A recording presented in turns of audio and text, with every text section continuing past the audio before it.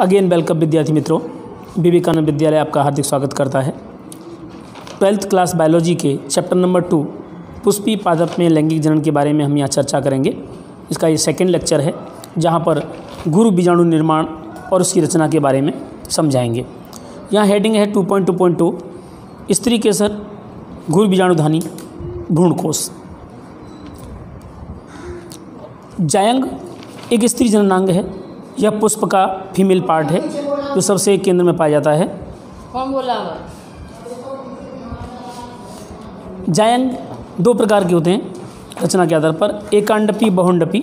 जिनमें एक ही अंडप होता है उसे एकांडपी, जिनमें दो अंडप या दो से अधिक अंडप होते हैं एक साथ लगे रहते हैं उसे बहुंडपी कहते हैं। देखिए बहुंडपी वियुक्तांडपी है जहाँ पर अंडप अलग अलग लगे हुए हैं और यहाँ पर बहुत सारे अंडप इसके अंदर संयुग्मित होकर लगे हुए हैं, तब इसे कहते हैं युक्तांडपी बहुअंडपी। यहाँ पर बीजांड की रचना देखें तो इसके अंदर बीजांड लगे हुए हैं। ये स्त्री केसर है, इसमें अंडाशय है, अंडाशय के अंदर बीजांड लगे हुए हैं। इस बीजांड के बारे में अध्ययन हम करेंगे। ये गुरु बीजाणुधानी यानी बीजांड यानी ओव्यूल के बारे में हम अध्ययन करेंगे।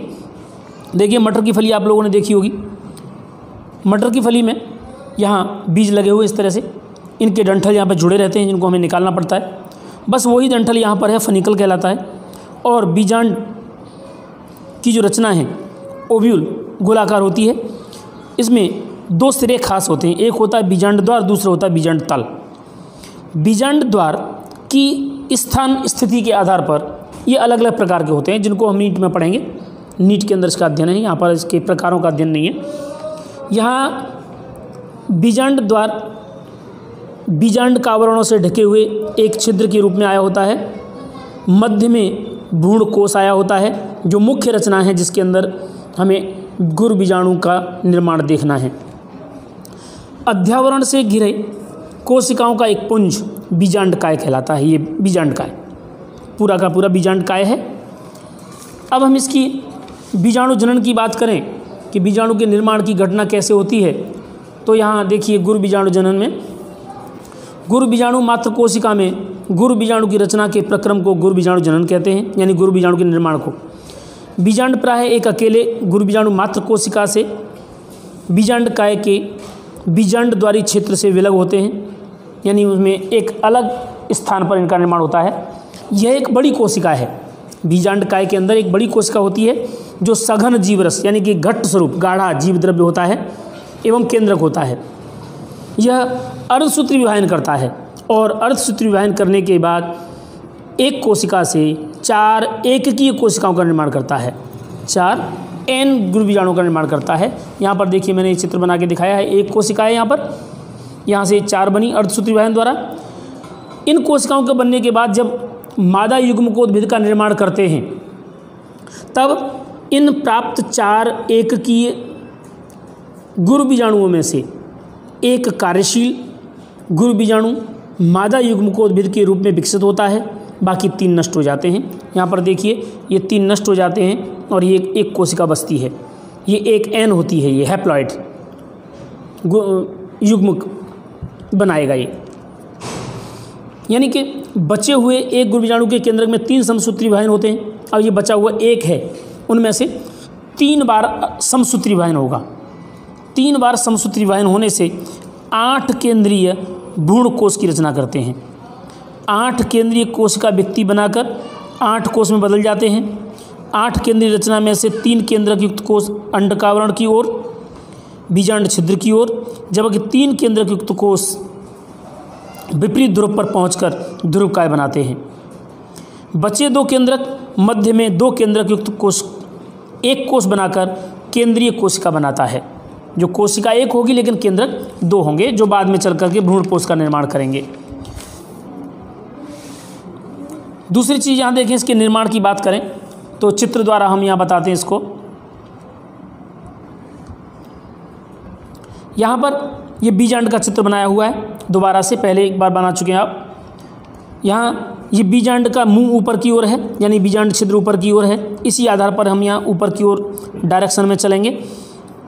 और ये थोड़ा उल्टा बना हुआ एक चित्र, इसलिए हम यहाँ पहले सीधे चला जा नीचे की ओर है, बीजांड छिद्र ऊपर की ओर है। ये रेड कलर का दिखाया गया है वो भ्रूणकोश है, इसलिए मैंने पूरा रेड कलर में बनाया है भ्रूण कोश की रचना को, और बाकी की भ्रूण कोश काय की रचना को नीले कलर से। यहाँ एक कोशिका अर्धसूत्री विभाजन करके 2 कोष में, 2 से 4 कोष में, 4 में से 3 नष्ट हो जाते हैं, 1 बचता है और वो एक समसूत्री विभाजन करता है। ये एक कोशिका समसूत्री विभाजन द्वारा, समसूत्री फर्स्ट के द्वारा एक कोशिका 2 कोषों में बदल जाती है। 2 कोषीय गुरु बीजाणु द्वितीयक बनता है।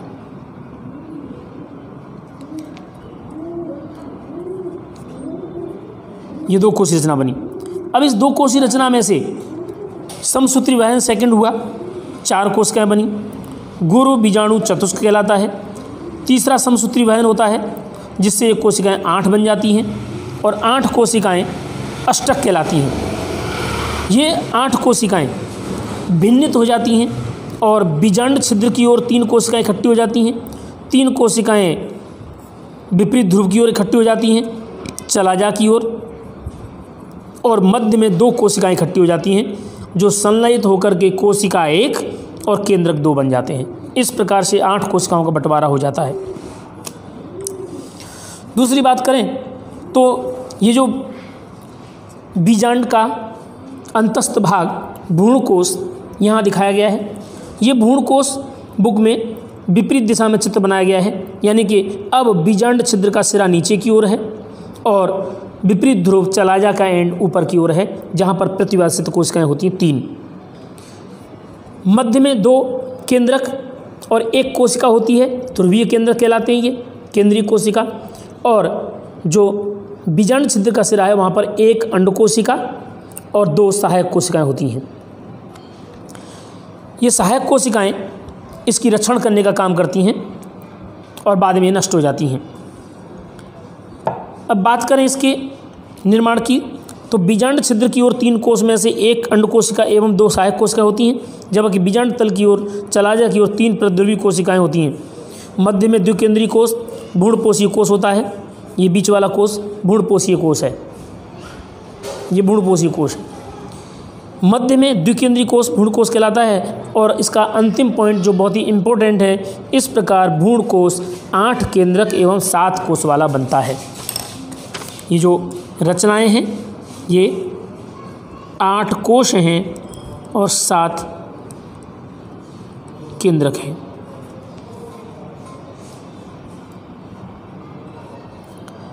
इस प्रकार ये युग्मक जनन पूरा हुआ। अब युग्मक स्थानांतरण पढ़ेंगे अगले लेक्चर में।